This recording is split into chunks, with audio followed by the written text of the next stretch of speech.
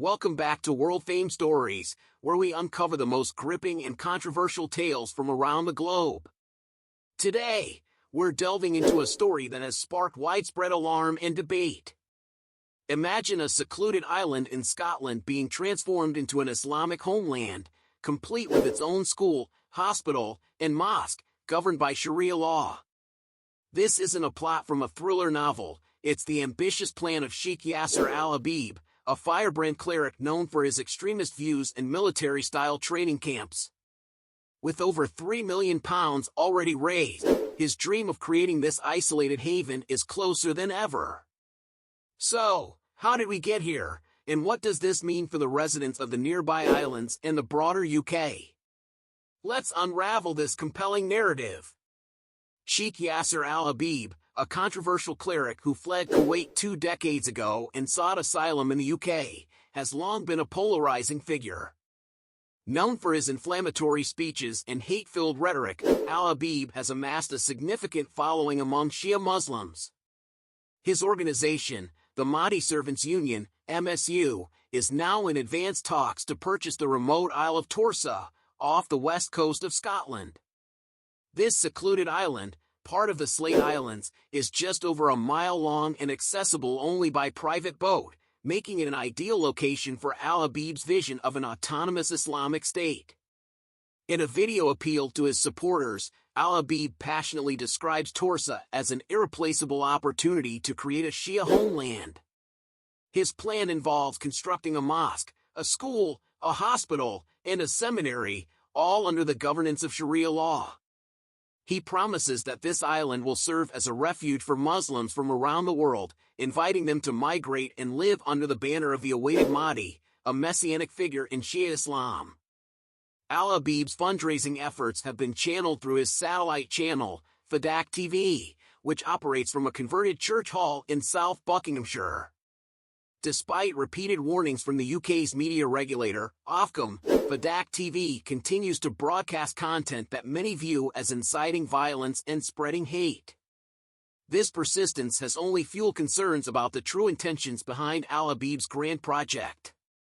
The news of al-Habib's plans has sent shockwaves through the neighboring island of Luwing. Residents, though generally open and welcoming, are understandably wary. One longtime resident, with extensive experience in Muslim countries, expressed his unease, noting that while he has no issues with the Muslim community at large, al-Habib's group seems particularly alarming. Another resident humorously remarked that the Women's Institute might not stand for such a drastic change, hinting at the deep-rooted concerns within the local community. Sarah Zaimi, a deputy director at the Atlantic Council and an expert on al-Habib, highlighted the potential challenges to national sovereignty posed by this development. She pointed out that the establishment of an autonomous state within the UK raises serious legal and political questions, especially given al-Habib's track record of promoting sectarian division and violence. Al-Habib's influence and reach are not confined to the UK. His rhetoric has stirred tensions across the Muslim world, exacerbating the divide between Shia and Sunni communities. His satellite channel has become a platform for anti-Sunni sentiment, often featuring provocative content that incites hatred and violence. This has led to widespread protests and calls for action against him, both from within the UK and abroad. Despite the backlash, al-Habib's project is moving forward. Representatives from his group have already visited Torsa, filming the island and discussing potential developments. The prospect of an autonomous Islamic state in such a remote location is unprecedented in modern British history, and the implications are far-reaching. As the MSU edges closer to realizing their vision, the UK government and local authorities face mounting pressure to address the potential security and social impacts. As Sheikh Yasser al-Habib's controversial plans for the Isle of Torsa unfold, the story raises profound questions about religious freedom, sovereignty, and community.